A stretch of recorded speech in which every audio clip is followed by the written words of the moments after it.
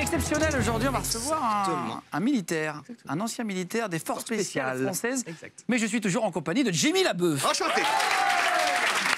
Merci beaucoup. Important.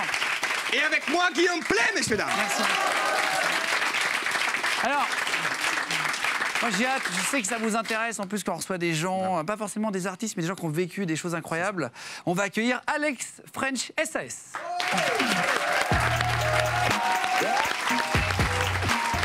Salut.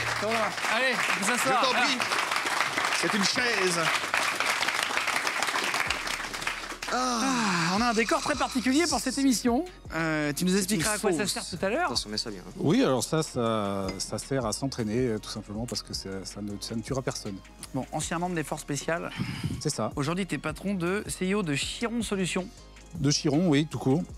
Tu nous expliqueras ce que c'est. Oui, je vous expliquerai avec plaisir tout à l'heure. Tu fais des stages. Tu as une vie assez incroyable. Je trouve que c'était hyper intéressant que tu viennes la raconter sur le plateau. Tu as déjà vu l'émission avec Aton, Philippe B du GIGN. Oui, bien sûr, oui. Tu vois un peu le ton. Le but, c'est que tu nous racontes un peu comment tu t'es retrouvé dans les forces spéciales. Comment, plaisir. à quel moment tu as décidé d'y aller. Comment tu t'es dit, Comment ça s'est tiens, passé, l'armée, ça va me faire kiffer. Pourquoi les Il y a forces certaines spéciales réponses qui vont sans doute vous décevoir. Mais allons-y. T'inquiète. Au début, on commence toujours par un petit CV pour mettre à l'aise tout le monde. Des petites questions simples, des petites réponses simples. Il y aura tout à l'heure du matériel. On va montrer des choses, on va faire des exercices. Regarde, on a prévu plein de choses pour toi. Avec un petit décor, je sais pas si tu as remarqué, un petit logo très particulier. On a adapté vraiment le logo du QG avec un fusil derrière, avec des images de pick-up, etc. D'accord. On s'est pas trop trompé dans les images, ça va? Non, là, ça fait penser à des images qui pourraient être prises par des drones dans la zone, par exemple, sahélienne. Ça rappelle bien le thème de mon ancien travail. Très bien. Allez, première question du CV, c'est Alors, très simple. On commence facile, facile. efficace, simple. Merci. Nom, prénom, âge, s'il te plaît. Alex, j'ai 35 ans. Donne pas le nom de famille par Bien sûr, évidemment. sécurité. Bon, c'est pour ça qu'on t'appelle Alex French SAS, c'est ton Instagram d'ailleurs. Oui, c'est mon pseudo sur Instagram, Alex French SAS. Parce que les SAS, c'est les... Donc les SAS anglais, c'est les forces spéciales anglaises. Et du coup, elles ont été créées pendant la Seconde Guerre mondiale. Et elles ont directement engendré les forces spéciales françaises. Et donc, du coup, on a gardé les traditions des SAS britanniques. Très bien. On est les SAS français. Très bien. Ok. Profession. Consultant militaire. Donc, consultant, c'est un peu quand on sait pas exactement quoi dire, on dit consultant. C'est ça. Ça peut prendre de multiples formes, mon travail, voilà. Profession des parents. Qu'est-ce qu'ils faisaient tes parents? Mon père a commencé simple comptable et il a monté ses propres entreprises. Aujourd'hui, Rien à voir avec l'armée, c'est un quoi. chef d'entreprise, non, rien à voir du tout avec l'armée. Et ma mère garde des enfants. Très bien. Situation familiale. En couple depuis récemment. Voilà. Ah, je t'ai Voilà, devancé voilà. après une longue période de célibat. Est-ce que vous avez quelque chose d'illégal sur vous ou dans la loge? C'est une question qu'on pose à tous les invités. Alors ça pourrait, mais non, parce que j'ai de l'armement, j'ai du matériel qui est classifié armement de guerre avec moi, hein, catégorie A2 pour ceux qui connaissent. Mais je suis, dans mes nombreuses casquettes de consultant, je suis aussi démonstrateur pour la société Sunrock, qui est un distributeur français, notamment de l'armement de guerre. Très bien. Dernière fois où tu as eu affaire à la police? Très précisément, le 14 juillet 2014, parce que je faisais la... Le mec se rappelle de toutes les dates dans sa tête. Il était 12h13, exactement. Il était 21h37 sur l'autoroute A10 en direction de Chartres.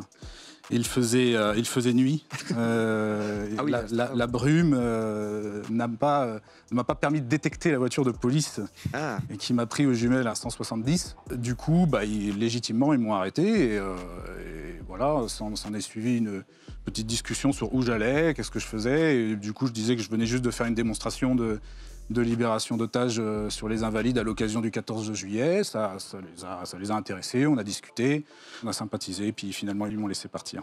Ah, ça, c'est sympa. Voilà. Dernière question du CV. Combien de personnes as-tu sauvé dans ta carrière? Est-ce que tu as une idée? Ah, c'est bien que tu formules pas la question combien de personnes as-tu tué, comme beaucoup ont tendance à poser cette question. Ah non, c'est surtout utile parce que tu sauves des gens. Oui, parce que effectivement, ce métier-là, quand j'étais jeune et que j'ai pris la décision d'embrasser la carrière militaire, évidemment, j'avais des ambitions de gamin, donc c'était l'action, faire quelque chose d'utile, mais toujours dans la motivation, c'est de défendre. pour refaire toute ta vie, on va montrer les photos de toi bébé et enfant, si vous voulez bien en régie. Histoire de voir un petit peu à quoi tu ressemblais, à quoi ressemblait un gars des forces spéciales. C'est ma mère qui a sorti l'album photo. Là. Quand il était... C'est ta mère, ouais, qui a envoyé. Exactement.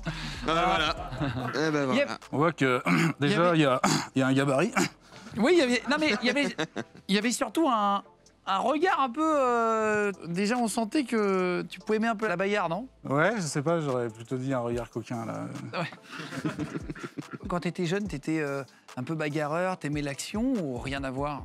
C'était plus le côté patriote qui t'a donné envie de partir dans l'armée? Non, c'est un peu un mélange de tout ça. J'ai toujours été quelqu'un de très fier de mon pays, chauvin. J'ai toujours été quelqu'un qui avait envie de prendre la défense des autres. Et puis après, voilà, un goût pour l'action, un goût pour le sport, un goût pour l'aventure. Qui vient en partie bêtement, hein, quand on est gamin. C'est à l'époque, bon, il n'y avait pas trop de jeux vidéo, mais c'était les films. Hein, les films moi, je suis né comme toi, j'ai le même âge que toi, dans les années 80.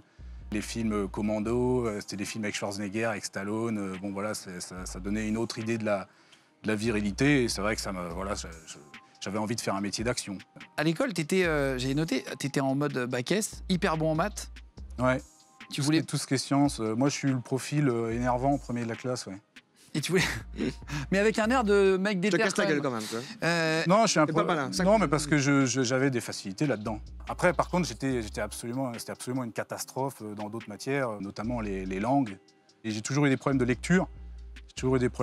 Je lis extrêmement lentement. Tu n'as jamais lu un livre? Non, j'ai jamais lu un seul livre, du coup, ouais, je t'avais dit ça. Ouais, j'avais noté, mais ça avait marqué. En fait, tu es très fort en maths. Ce que tu disais, aux forces spéciales, il ne faut pas être que... Aujourd'hui, il faut savoir utiliser, en gros, on va en parler tout à l'heure aussi avec la technologie, mais ça s'est tellement avancé en technologie par rapport à il y a 30 ans, qu'aujourd'hui, il ne faut pas être juste fort physiquement, il faut aussi être... Tu disais, c'est vraiment une complexité, les forces spéciales, où il faut être fort, mais il faut être rapide et il faut être en même temps intellectuellement toujours apte à réfléchir. Chez nous, on appelle ça être câblé. Il faut être câblé, quoi. Il faut avoir les connexions à l'intérieur, quoi. Donc, En parlant de défendre son pays, des héros, etc., je veux juste faire un petit coucou. Juste après le confinement, il y a eu un truc pour les soignants qui a été organisé, qui s'appelait Star Solidaire sur Internet. On avait participé tous les deux. Je ne sais pas si vous vous rappelez, c'était une énorme tombola sur Internet où chacun pouvait acheter des tickets à 10 €. Et en fait, des artistes donnaient, par exemple, Jean-Jacques Goldman donnait sa guitare. Il y avait eu des cadeaux incroyables. Et nous, on avait proposé d'offrir en fait une journée à l'un d'entre vous en prenant des tickets et passer la journée, rencontrer tous les artistes, passer vraiment la journée complète dans les loges, etc. Et celui qui a gagné, qui a vraiment pris un ticket, c'est Mathéo qui est derrière. Tu peux lever la main. Donc on va t'applaudir, vous pouvez. Voilà. Il a passé la journée. Qui a passé la journée avec nous, avec sa maman, qui a acheté le ticket. Voilà, merci beaucoup et un gros big up à tous les soignants aussi. Et merci encore. Voilà, merci. C'est un peu... tout ça, c'est relié, quoi. Chacun est un héros, en fait, à son endroit, quoi. Chacun est utile à des moments... Complètement. On est tous le héros de quelqu'un. Hein. Je veux dire, un bon père de famille, c'est le héros de ses enfants. Un bon coiffeur, c'est le héros de ses clients. Voilà, un bon aide-soignant, c'est le héros de tout un pays quand il y a une épidémie. Donc voilà, moi j'étais le premier à être à la fenêtre. Et en banlieue parisienne, on voyait vraiment les gens se mobiliser, ça faisait chaud au cœur. C'est vrai qu'il y avait beaucoup, mais partout en France, hein, ça applaudit à 20h, etc. Ouais. Tu vas rencontrer un recruteur complètement pourri. On va éviter de dire son nom, l'adjudant. On va pas dire son nom, mais c'est au CIRAD de Melun. Donc le CIRAD, qu'est-ce que c'est? C'est des centres de recrutement de l'armée qui prennent en compte toutes les armées, marine, armée de l'air, armée de terre. Avant, il y avait plus des bureaux par armée, donc CIRAD, c'était centre d'information et de recrutement de l'armée de terre. Voilà, et lui, en fait, c'était le recruteur qui fait son métier, quoi. Donc il essaye de recruter les gens dans les filières qui sont déficitaires, dans les filières qui l'intéressent. Donc moi, il me disait, t'as un bac S, il faut que tu fasses de l'informatique. Et toi, tu voulais partir en... Parce que moi, je connais avec mes maigres connaissances de l'armée, je savais que j'avais envie de faire fantassin, quoi. Et puis même, j'avais vu 2, 3, 14 juillet, j'avais vu des bérets rouges. Mon père aussi, avec ses petites connaissances de l'armée, il me disait, les bérets rouges, c'est des paras, ça c'est la castagnette, ça c'est... J'ai arrivé, j'ai dit, je veux faire infanterie parachutiste, quoi. Et il me dit, non, mais vous pouvez faire informatique dans l'infanterie para, hein. Il n'y a pas de problème. Hein. Donc, bon. Là, tu comprenais qu'ils avaient besoin. Non, mais parce que l'armée recrute, hein, c'est vrai.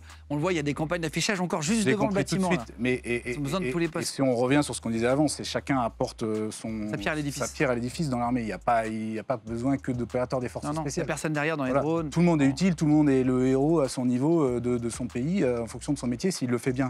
Pour pas dénigrer trop les recruteurs de l'armée. Ils font leur travail, ils mettent les gens dans les cases que l'armée a besoin et heureusement qu'ils sont là. Ils font un métier qui est important aussi. C'est juste que le jeune qui se présente là-bas, il faut qu'il ait conscience qu'on va essayer de l'orienter là où on a besoin. Et il faut savoir ce qu'on veut en fait quand on y va. Aujourd'hui, grâce à Internet, on peut bien se renseigner. Je pense qu'il faut vraiment arriver là, dans un centre de recrutement en sachant ce qu'on veut faire avec un plan A, un plan B, un plan C. Voilà. Parce que si médicalement on n'est pas apte, voilà, on peut passer sur son plan B, mais il faut savoir ce qu'on veut faire quand même. Donc qu'est-ce que tu as fait là? Donc j'ai bétonné, quoi. J'ai dit non, je veux pas faire informatique. Du coup, j'ai dû être mis sous la pile, quoi, parce que du coup, ils ont mis 1 an avant de me rappeler. Donc j'ai trouvé du travail et du coup, je me suis retrouvé chauffeur-livreur à Rungis. Et je livrais des denrées alimentaires dans des cantines très tôt le matin. Voilà, je faisais des grosses journées. Avant qu'on parle du moment où tu es devenu force spéciale et que tu es rentré, on va faire un petit jeu, là, au début. En fait, chacun, à son échelle, a peur à différents niveaux. Toi qui as fait plusieurs fois la guerre, dans plusieurs pays, etc., je voudrais te poser des questions et mettre un tableau. Je vais te donner des situations de la vie courante et tu vas les placer sur pas peur et peur, ok? Pour situer un peu, toi qui as fait la guerre, est-ce que si tu te retrouves dans une situation particulière, tu as peur ou pas? Ce sera peut-être pas la même que Jimmy. Ah bah non, pas du tout, non. Pas la même que moi. C'est parti pour l'échelle de la peur avec Alex qui était au force spécial. On y va.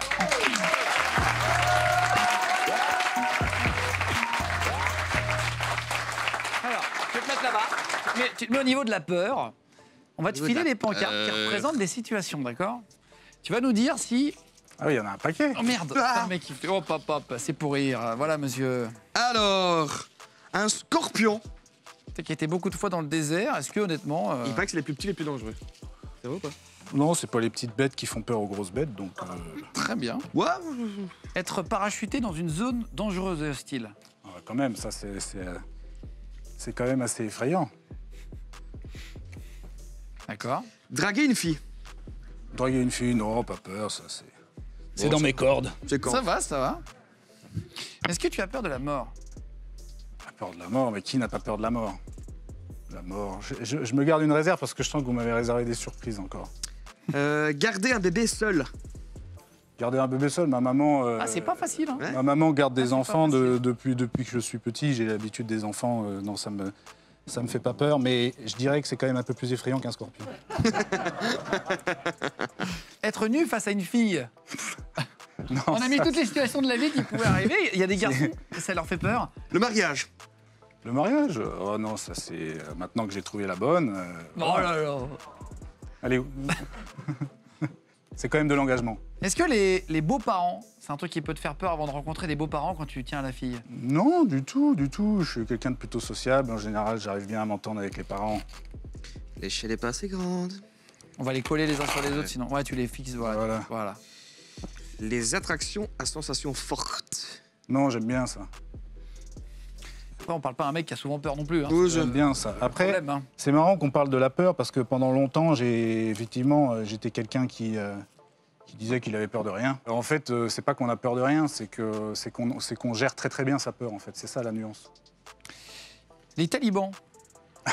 Ça, ils sont relativement effrayants. Ils sont plus effrayants que la mort parce que la mort n'est pas forcément douce avec eux. Donc je les mettrais tout en haut. Très bien. La vieillesse. La vieillesse, non, j'ai trouvé la fontaine de jouvence. Moi, je reste jeune. Je reste jeune. Enlève au pire. Ouais, ou sinon tu Ouais, calme comme ça. Hop. Un combat à main nue contre 3 mecs dans la rue. Toi contre 3 mecs. Ouais, il faut voir. Il faut voir le gabarit des gars. Il faut voir si j'arrive dans le dos. Non, ça me fait pas spécialement peur, mais bon. Attends, pardon, ça c'est le dernier. Voilà, c'est ça. Manquer d'argent. Est-ce que tu as peur ou pas de manquer d'argent? Manquer d'argent, je l'ai connu et j'en ai pas spécialement peur maintenant. Je pense qu'on va sur un sujet sensible. Il n'en reste qu'une. Ton ex-copine. Celle qui porte plainte pour des fleurs? Ah, bah elle, par rapport aux talibans, elle va aller au-dessus. Hein. Je m'en doutais. Je voyais que tu la regardais depuis tout à l'heure. On va en parler tout à l'heure, si tu veux bien. On va continuer. C'était l'échelle de la peur. C'est quand même marrant. Si tu veux bien nous parler, tu nous en parleras tout à l'heure de ton ex. C'est du stress post-traumatique, ça. Hein. Allez.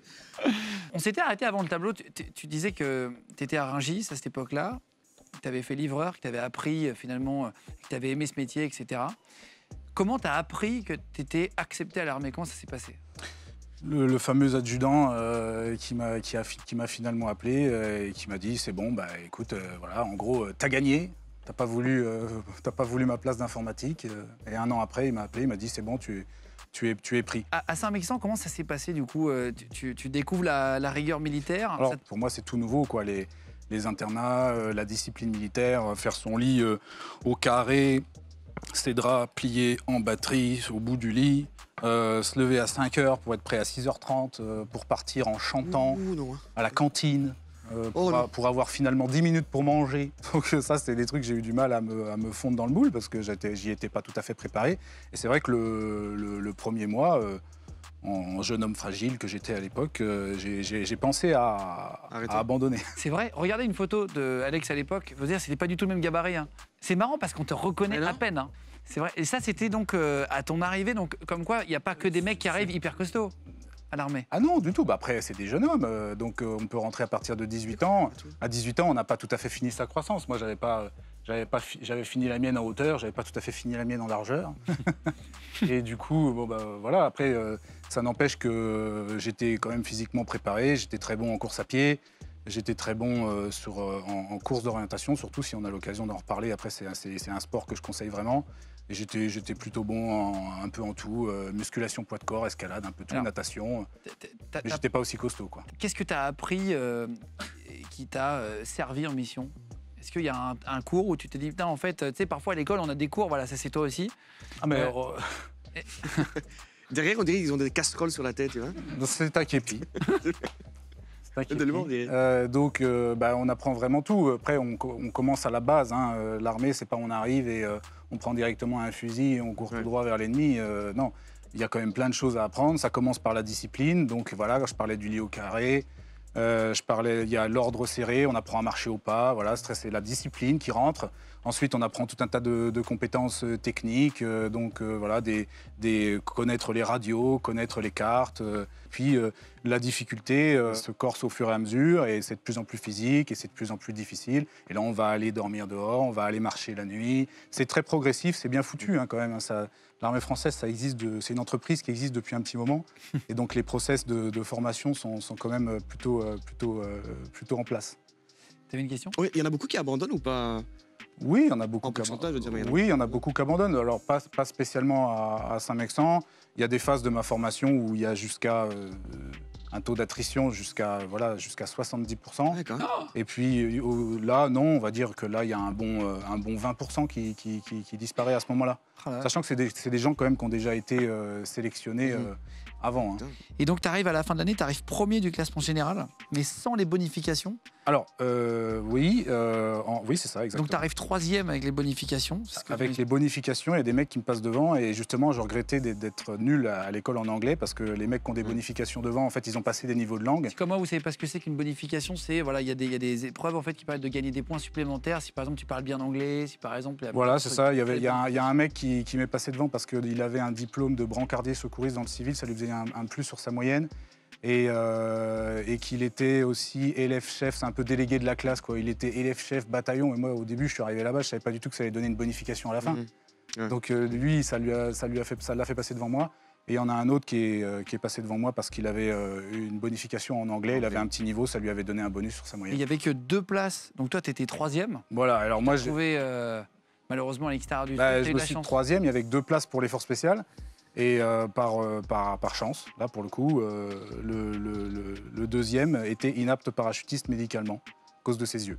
Oh là là. Donc en fait, une carrière aux forces spéciales, ça s'est joué à rien. Ça s'est joué à rien et c'est pour ça que à refaire, Bon, là, ça s'est bien passé, mais à refaire, j'aurais pas pris le risque d'aller à Saint-Mexan et de rater les forces spéciales. Je me serais engagé directement en tant que soldat dans les forces spéciales pour être sûr au moins d'avoir l'occasion de tenter ma chance là-bas. On va montrer du matériel militaire dans 2 minutes, vraiment que vous n'avez jamais vu sur un plateau, je pense. On va en parler. Tu vas nous montrer des techniques de désarmement aussi, si jamais on se fait un jour attaquer avec une arme. Oui, comment ça peut faire. servir, vu l'ambiance actuelle. Tu vas nous montrer comment parer, si jamais on voit quelqu'un dans le métro ou ailleurs qui arrive et qui sort, comment faire, ce qu'on peut faire à chacun à son petit niveau. Et juste pour terminer, donc tu es à Saint-Mexan, tu es pris du coup aux forces spéciales et tu te retrouves donc au premier RPIMA, c'est ça, qui est à Bayonne. Oui. Qu'est-ce qui se passe? Donc ça, c'est le centre des forces spéciales. Là, on rentre dans le vif du sujet. C'est un régiment des forces spéciales, il y en a plusieurs. Donc toi, tu te retrouves au premier RPIMA. Voilà, premier RPIMA. Donc ça, c'est Armée de terre. les forces spéciales de l'armée de terre spécialisées dans l'action terrestre. Combien d'heures d'entraînement par jour pour les mecs qui ont envie de faire ça? Ça représente quoi en fait? On a du mal à comprendre. Combien d'heures dans une journée? 24. Donc durant la formation, on peut aller jusqu'à 24 heures d'entraînement par jour. C'est pas vrai? Bah si, il y a des phases de la formation pendant lesquelles on travaille plusieurs jours sans sommeil. Et puis il y a des phases où on se repose, tout simplement. Voilà, ça permet de tester les gens, voir s'ils sont capables de s'adapter à différents rythmes. Donc il y a des moments de la formation où on va pousser loin dans la fatigue. Et évidemment, la capacité d'apprentissage dans ces situations-là est moins bonne. Mais on cherche à aller tester les gens dans leur résistance à la fatigue. Puis il y a des phases où c'est très académique. Voilà. On a des cours en salle de cours le matin. Voilà, c'est des rythmes variables. C'est un peu de tout, quoi. Et donc là, tu rentres dans le truc, tu fais de la formation et commencent les OPEX. Ça, c'est les opérations, ce qu'on appelle extérieures. Ma formation, donc tout cumulé, parce que c'est quand même une longue formation pour faire ce métier-là. Et elle continue encore après. La formation, elle n'est jamais terminée. Et donc, du coup, moi, ma formation initiale pour être opérationnelle, elle a duré 2 ans quand même. 2 ans? Ouais, 2 ans. Au bout de 2 ans, tu es apte à partir. Une OPEX, ça dure combien de temps? C'est quand vous partez en mission? Une OPEX, comme le reste de l'armée, pour les forces spéciales, ça dure en général entre 4 et 6 mois. Okay. En général. Ça peut être un peu plus long, ça peut être un peu plus court, ça peut être des missions de courte durée de quelques semaines aussi. Quand tu pars, je crois, on a compté avec toi, tu as passé 3 ans et demi en totalité à l'étranger. Ouais, si on a fait le calcul, je te crois. Donc 1 an en Afghanistan. Oui, en cumulé, oui. Et parfois tu dis, je me suis retrouvé en Afrique, à 12 dans une tente pour 6, sans clim, sans moustiquaire. Vous apprenez à vivre vraiment comme ça à la dure? C'est toujours aussi dur. Ça s'apprend pas vraiment. Est-ce qu'on peut le supporter ou pas, quoi. C'est vrai qu'il y a des moments de ma carrière en opération où on a été vraiment logé grand luxe, en chambre individuelle, des fois en hôtel, avec manger dans des cantines relativement haut de gamme le midi. Et puis à l'inverse, au milieu du désert, dans une tente prévue pour 6 à 12 dedans, où on met des lits superposés pour dormir, pour doubler la capacité. Ça peut être des super conditions des super conditions d'hébergement jusqu'au pire. Des conditions pires que dans les pires prisons du monde. Là, tu m'en as raconté une qui était très longue dans le Sahara. Vous partez 34 jours d'affilée.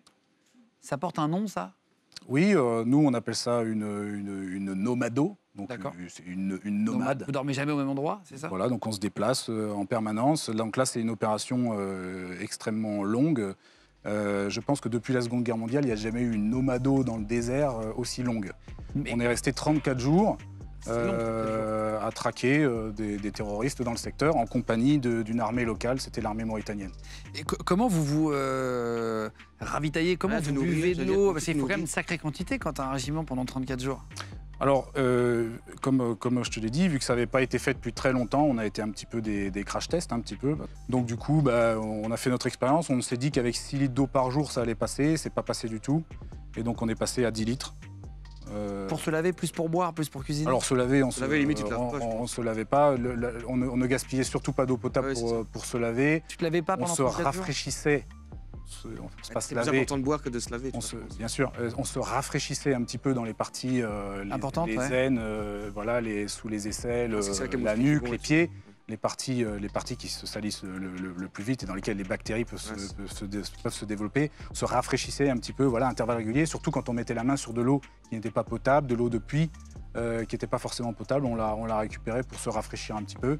Voilà, il y en a aussi beaucoup qui utilisaient des lingettes. T'as pas eu de problème de santé de ne pas prendre de douche du tout? Si, justement, parce qu'avec une très faible hygiène comme ça, la chaleur, en plus on transpire énormément, du coup c'est les mêmes maladies qu'attrape un clochard qui se lave pas.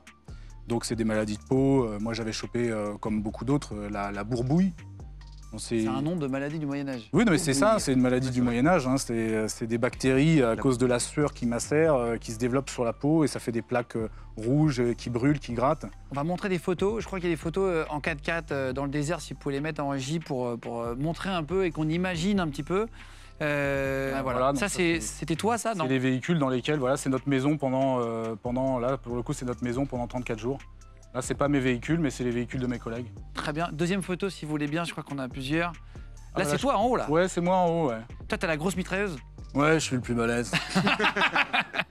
on met le mec le plus sûr avec la mitrailleuse. Non, je plaisante, c'est chacun son rôle. C'est la Minimi? Ouais, c'est la Minimi, ouais. Les Américains l'appellent. C'est ça, pour ceux qui jouent un peu au jeu, je sais pas s'il y en a qui jouent au jeu, mais la Minimi, c'est avec la grosse boîte de cartouches. Chacun son rôle, voilà. En l'occurrence, moi, mon rôle, là, c'était plutôt l'arme d'appui sur cette mission-là. Voilà, chacun a une spécialité. Il y en a, ça va être les transmissions. Il y en a, ça va être voilà, l'explosif, le médical. Voilà, chacun a son rôle. C'est quoi le truc le plus ouf que tu as mangé avant de nous raconter un truc en Afghanistan? Bah alors là, nous, on se ravitaillait, on nous larguait des colis. Hein, tous les un certain nombre de jours, on nous larguait des colis avec de l'eau et de la nourriture. Et bon, bah, c'était des rations, c'était des boîtes de conserve. Donc justement, on n'en peut plus des boîtes de conserve. Après, on va manger avec les locaux qui, eux, avaient un autre type d'autonomie. En fait, eux, ils transportent directement des moutons et des chèvres vivantes avec eux sur le trajet et ils les tuent au fur et à mesure. Et du coup, bah, forcément, on allait manger avec eux. Et alors, le truc le plus ouf, à la rigueur, là, auquel je pense, c'est que bah, rien ne se perd. Donc, on est amené à manger l'animal en entier. Donc, on va manger les yeux, on va manger le cerveau, on va tout manger, quoi. Donc, oui, à la rigueur, c'est vrai que c'est la seule fois de ma vie où j'ai croqué dans un œil de mouton. Après, ça peut s'acheter. Il y en a qui mangent. Hein, ouais, il y en a qui mangent, ça, les cervelles. C'est pas le meilleur. Cervelle d'agneau. On va chez son petit boucher. On prend une petite cervelle d'agneau. Tu peux raconter la mission avec la fabrique d'IED et expliquer ce que c'est qu'un IED? En Afghanistan, ça a été ma première opération. J'avais à peine 21 ans et demi, 22 ans. Et j'étais déjà déployé en Afghanistan aux côtés de certaines forces afghanes pour mener des actions contre les talibans là-bas. Et sur une de nos missions, on cherchait une fabrique d'IED dans une vallée.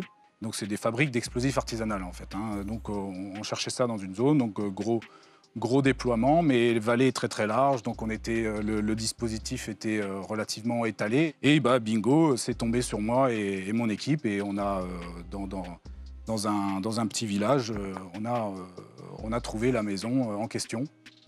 Donc là, tu arrives, il y a encore les mecs en train de faire les bombes ou... Oui, c'était assez impressionnant parce que le village, les gens sont toujours très très accueillants. Ils essayent de camoufler un peu le truc parce qu'ils savent. Oh là là. Et là, d'un seul coup, ils voient qu'on détecte la maison. Ils voient qu'il y a un soldat afghan qui vient vers moi en me montrant des câbles comme ça. Comme quoi, parce que on utilise des câbles pour faire des montages électriques, pour déclencher tout ça. Il me dit ça c'est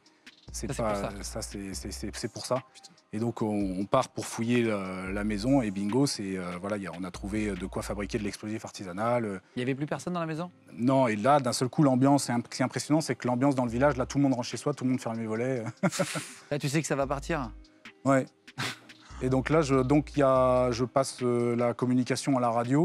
On était relativement éloignés les uns des autres. Le premier qui se porte en renfort, c'est un Américain. Il était chaud comme moi d'ailleurs. Et donc on part en tête dans cette maison pour investir. Quand tu dis vous partez en tête, c'est vous partez qu'à deux? On part à deux, suivis par nos alliés. Non, les traducteurs, ils restent à l'écart. On part avec nos soldats afghans pour investir la maison. On fouille le bâtiment avec l'Américain. On arrive dans la cuisine. Ambiance tendue, il y a des rideaux tirés. J'ouvre une petite trappe. Je me rends compte qu'il y a de la nourriture qui est cachée. Je mets la main sur l'assiette, je me rends compte que c'est encore chaud. Donc les mecs viennent juste de se barrer. Là, t'as le pouls qui monte. Ou se cache dans la maison. T'as peur à ce moment-là? Comment ça se passe quand t'es... Alors, évidemment, il y a de la peur, mais sur moi, à cette époque-là, j'aurais dit non, j'ai pas peur. Mais on gère très bien notre peur, hein, on est sélectionné pour ça. Et là, c'est du stress, mais c'est du stress positif. C'est du stress qu'on transforme en concentration. On voit mieux, on entend mieux, on est plus sur ses gardes, on est plus rapide pour réagir. Voilà. Il y a des gens qui vont mal gérer leur peur, qui vont être l'estomac noué, qui vont être prostrés dans un coin, qui vont plus pouvoir bouger. Puis il y a des gens qui gèrent très bien leur peur et qui transforment cette adrénaline qui se sécrète dans le corps en force, en force pour parer à tout danger. Donc voilà, je sais qu'ils doivent se cacher a priori quelque part. Donc on continue d'investir très sérieusement. Pour l'instant, il n'y a pas d'autres renforts qui arrivent. Je suis juste tout seul avec mon Américain. J'arrive au dernier étage et je continue. Je vois qu'il part d'un côté. Je continue d'investir. Je sais que les Afghans sont derrière. Je sais que je suis devant. Et il se passe peut-être 20 secondes. Je continue d'investir ma pièce tout doucement. Je cherche. Les mecs peuvent être cachés n'importe où. Et je vois sur le toit des pas. Je me dis, bon, bah, ça y est, c'est pour moi. Première mission, c'est pour moi, il va être face à moi dans un instant. Je le vois se déplacer. Je l'entends sauter du haut du toit, descendre d'une échelle et sauter. Oh là là. Je le vois arriver, je prépare... Donc là, j'étais en mitrailleuse à la base. Donc vu que c'était pas adapté à fouiller l'intérieur du bâtiment, j'étais passé au pistolet. Je le vois, et là, je vois la grosse carcasse de l'Américain avec sa barbe rousse qui se pointe en face de moi, pareil, en me pointant. Et donc, descente, c'était pas un taliban, c'était mon ami. Donc ça, c'est des situations extrêmement dangereuses. C'est vraiment la pire chose qui pourrait nous arriver, ça serait de blesser ou de tuer un collègue. Donc on a, voilà, ils n'étaient pas dans la maison finalement, ils s'étaient cachés plus loin. On a continué notre opération, ça a duré encore une journée derrière, on a dû dormir, on a dû fouiller d'autres maisons, on a dû dormir sur place la nuit et finalement, bah, dans des détails que la mission a été remplie. Très bien. À 21 ans, t'imagines ? Tu pourras nous raconter une mission qui est passée dans 7 à 8 Si on a des photos... Ah, il y a une photo de toi déguisé, entre guillemets, pas déguisé, mais adapté à l'environnement pour te camoufler. Oui, on peut utiliser... Vous l'avez en régie, s'il vous plaît ? Alors, dans les forces spéciales, on ne travaille pas dans la clandestinité. Ça, c'est l'apanage des services secrets. Néanmoins, pour des raisons soit d'entraînement, où on va prendre la tenue des mecs d'en face pour s'entraîner, soit pour se désilhouetter sur certains trajets pour pas qu'on nous repère rapidement. Ça, c'est impressionnant quand même. Ça, c'est moi. On dirait du cinéma. On dirait un... J'ai 22 ans, là. Fou, hein. C'est dingue. J'ai 22 ans, je suis plus vieux que maintenant, là. Et c'est une fausse barbe. Il a trouvé la fontaine de jeu en C'est une fausse barbe ou c'est une vraie barbe ? Non, c'est une vraie barbe. Non, mais ça aurait pu au cinéma, ils font des trucs incroyables, tu vois pas. Pas au cinéma, là, Non, mais tu sais pas s'il y a des mecs qui déguisent, etc., sans qu'on en connaisse trop de détails, mais bon, en tout cas, on reviendra là-dessus. Il y a une mission qui est passée dans 7 à 8, on en parlera après, si tu veux bien. Ouais. Tu nous expliques, là, tu peux donner les détails. Celle-là, pour le coup, elle a été médiatisée, donc je vais pas... Déclassifiée, ils en ont parlé. Oui, et puis ça s'est passé maintenant il y a 9 ans, donc on va pouvoir en parler un peu. Mais juste avant, est-ce que tu es d'accord pour montrer des objets vraiment qu'on n'a jamais vus sur le plateau, hyper high-tech, et nous explique à quoi ça sert ? Avec grand plaisir. Allez, c'est parti pour les objets, on y va.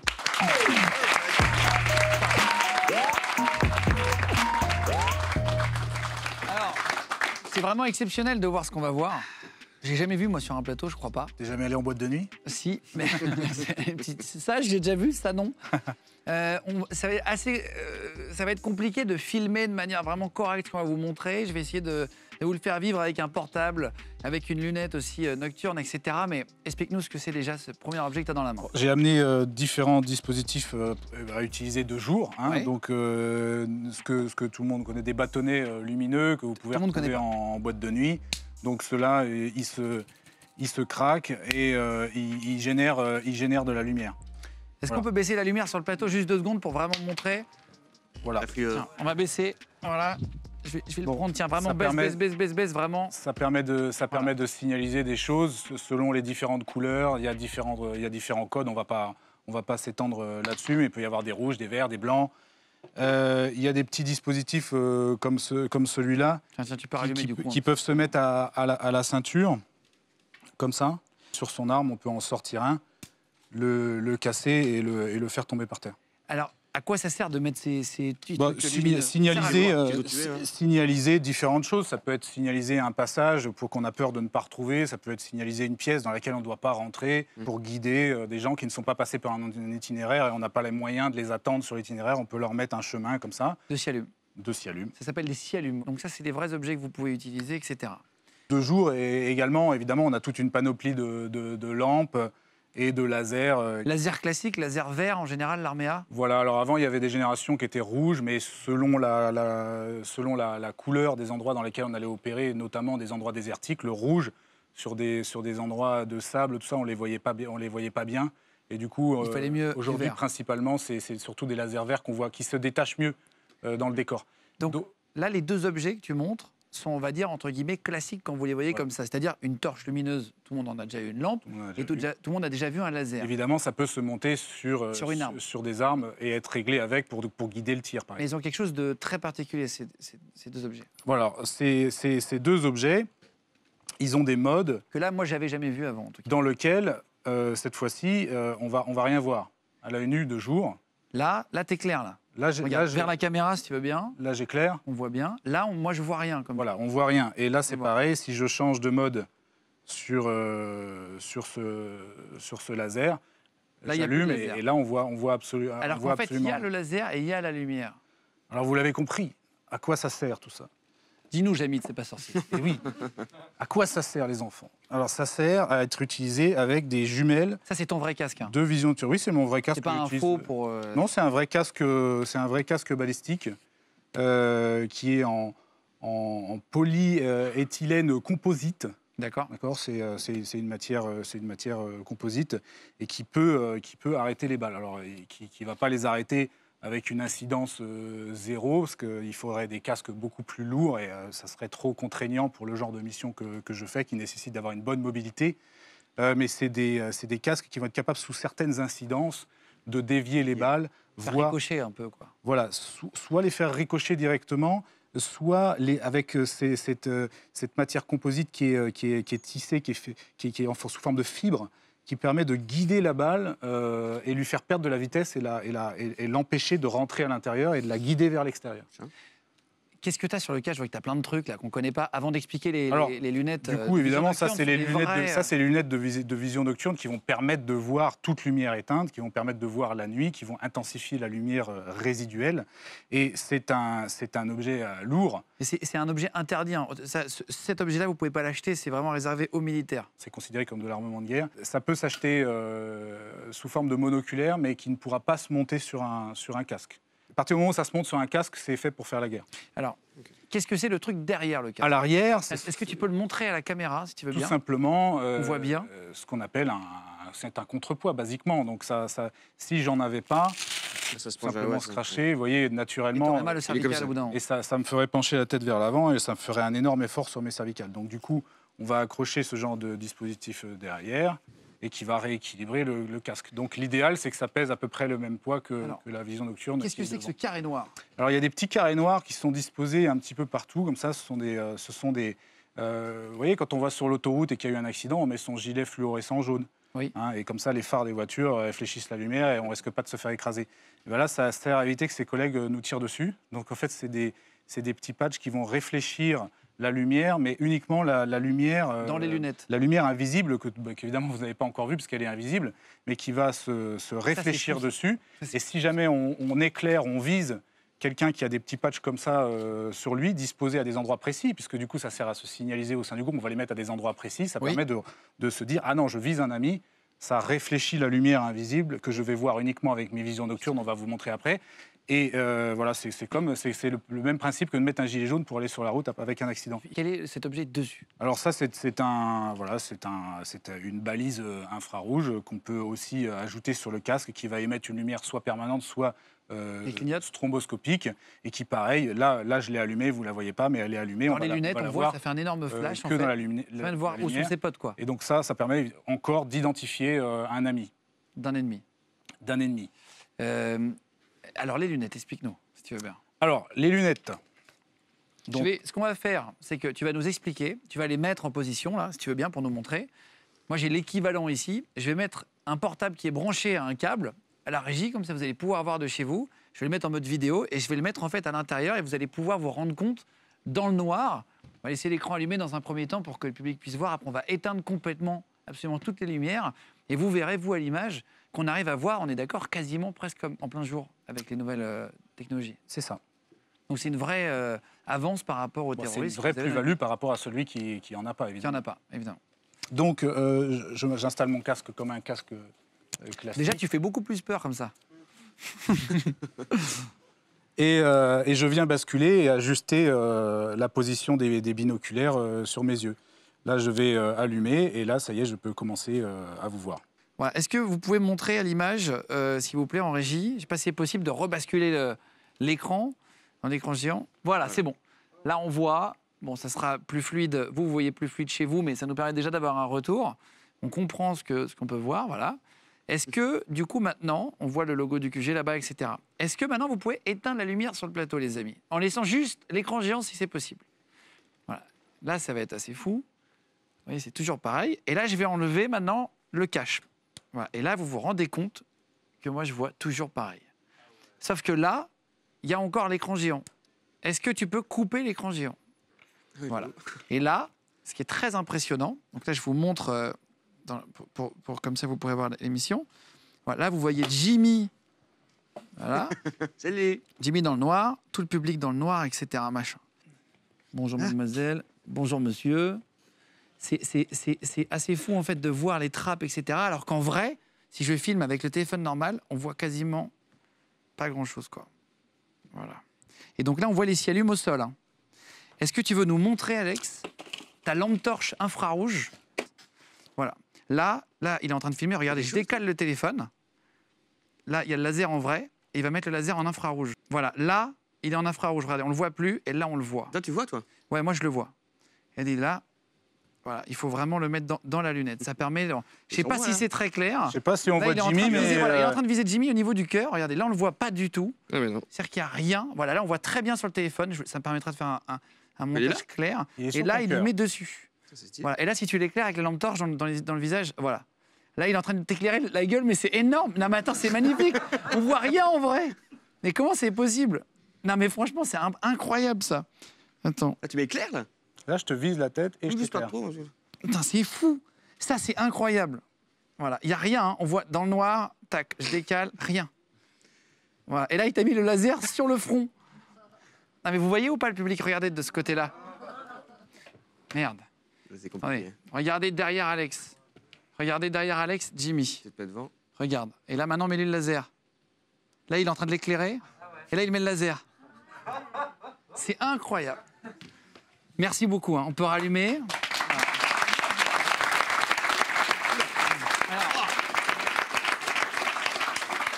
Voilà. Ça, c'est un outil de travail qui est plutôt contraignant parce que c'est encombrant, c'est pesant, mais c'est le lot de tout opérateur des forces spéciales.